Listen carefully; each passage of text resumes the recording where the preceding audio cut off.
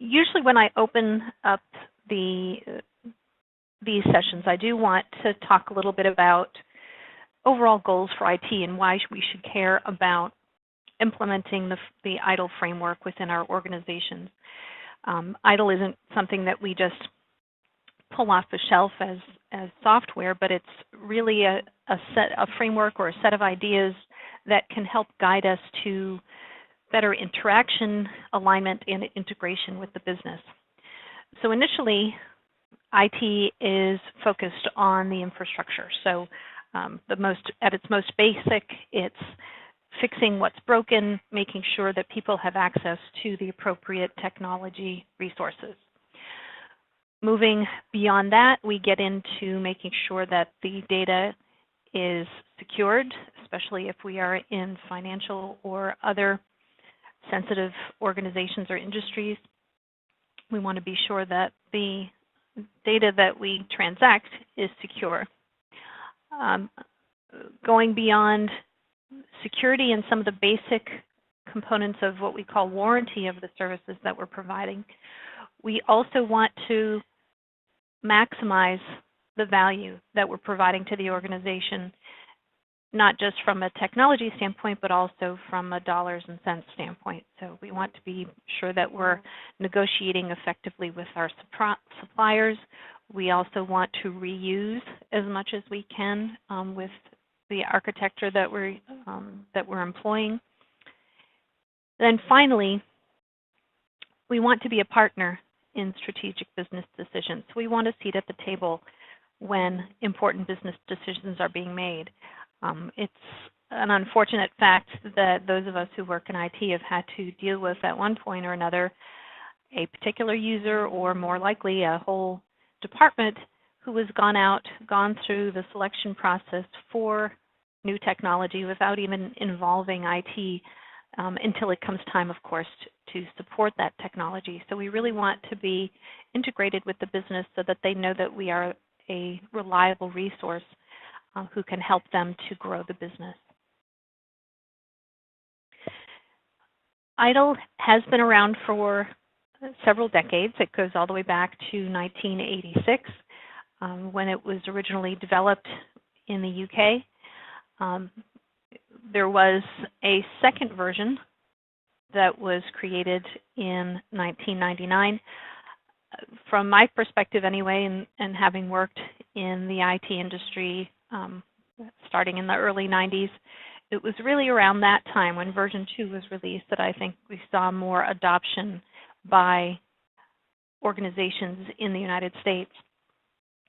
So with the release of version 2, they consolidated what was still known as the Information Technology Infrastructure Library into 2 volumes, Service Support and Service Delivery, until finally then in 2007, version 3 was released. So version 3 incorporated all of the teachings from the previous versions, from versions 1 and 2, and expanded them to become the current framework, which is based on this concept of an IT service lifecycle. There are 5 core titles in this library now that are based on 5 identified phases of the service lifecycle. At the axis, we have service strategy. From service strategy, we move on to service design. From design, we move into transition. From transition to operation. And then surrounding the other service lifecycle phases is this concept of continual service improvement, which is a recurring cycle of improvement throughout the life cycle of a service. In addition to those 5 volumes, there are also many other sources of information. We refer to those as complementary guidance. So there are a number of titles out there, including ITIL for small organizations, how to create service catalogs, and a number of other specialty documents and books and presentations. Even presentations like this one are considered complementary guidance to the ITIL service lifecycle.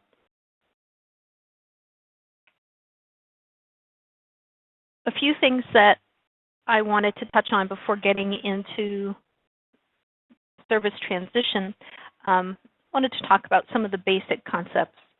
So there's this idea of roles within ITIL. When we talk about the various processes, you'll hear us talk about incident managers and problem managers and change managers. There should be an owner for each of the processes within the ITIL framework when you're adopting the ITIL methodology. Keep in mind here that those process owners, the roles that we define here do not necessarily equate to job descriptions. So an incident manager, for example, wouldn't necessarily just have the title of incident manager. More likely, the incident manager might be your service desk manager or a service desk team lead.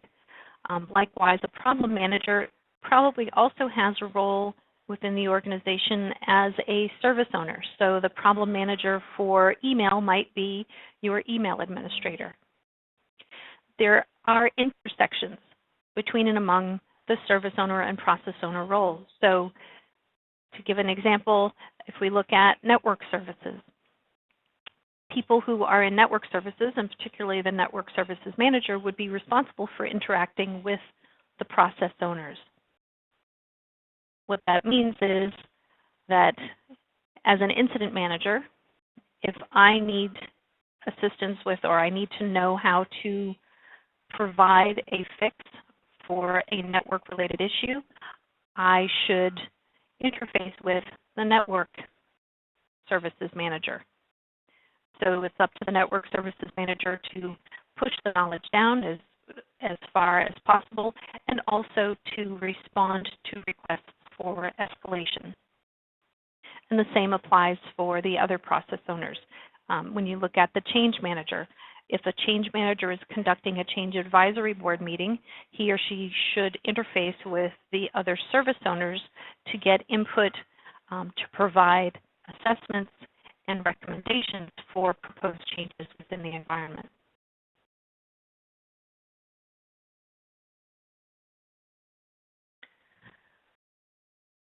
A helpful activity can be setting up a RACI matrix. So there are two things that and this is going back to when I was teaching these ITIL foundation classes, two things I used to tell my students. In looking, even going through a 3-day ITIL foundation course, and certainly in dealing with these half-hour to 1-hour ITIL information sessions, you're not going to learn everything there is to know today about service transition, but the two things that I hope that you'll take away are, first of all, some understanding of the terminology so that you can be speaking the same language within IT so that people understand what you mean when you say, well, that's a normal change versus the standard change. The second thing is the importance of communication. And I think the RACI Matrix demonstrates this very clearly. For each activity within IT, it's indicated here that ultimately only one person should be accountable. If more than one person is accountable, then really nobody is considered accountable. There's too much of a risk for finger pointing or the activity just not getting completed as needed on time or on budget. But when you have one person who is accountable, you can then start to identify the team members who are responsible for doing the activity, and importantly, who should be consulted and who should be informed.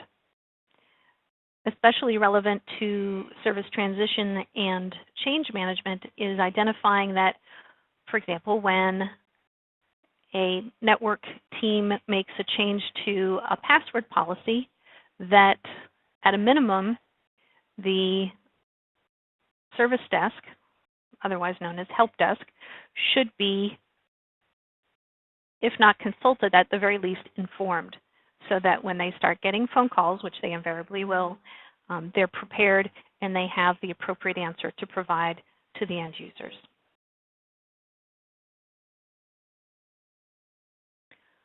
So that's all that I wanted to cover for some of the basic concepts.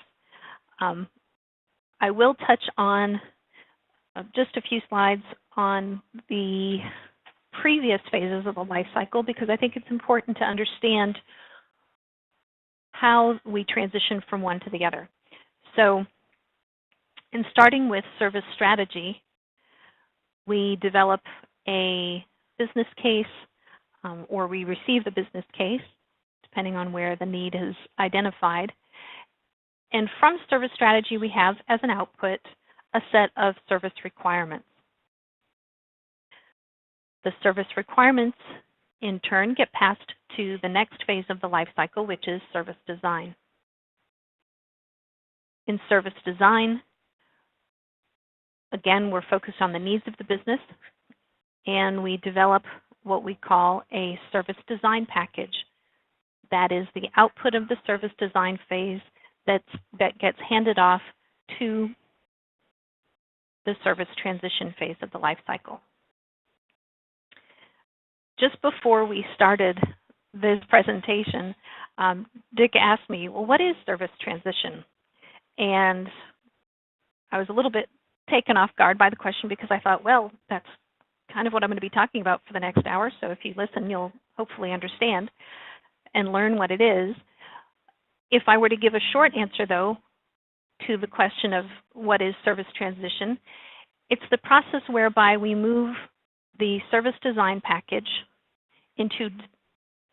from a design into an actual service, which can then be deployed in service operation.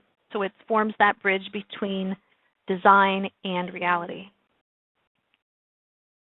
There are a number of processes that are considered part of the service transition phase. The first one's quite a mouthful. It started off being asset management.